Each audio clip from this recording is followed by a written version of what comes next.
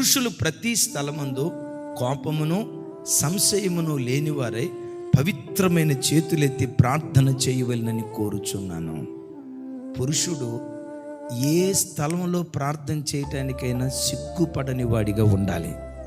ప్రతి స్థలమందు బ్రదర్ చర్చిలో ప్రార్థన చేసావు, ఫర్ ఎగ్జాంపుల్ ఫంక్షన్ హాల్లో మెయిన్ రోడ్డు మీద బ్రదర్ ఒక చిన్న ప్రార్థన చేయండి అని అన్నాం అనుకోండి, కొంతమంది ఏమంటారు తెలుసా, నేను కాదన్నా సిస్టర్ బాగా ప్రార్థన చేస్తుందన్నా అంటే ఇప్పుడు అక్కడికి సిస్టర్ గారిని తీసుకురావాలా?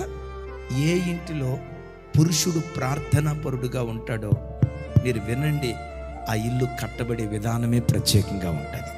అట్లాగని స్త్రీకి ప్రార్థన అవసరం లేదని కాదు.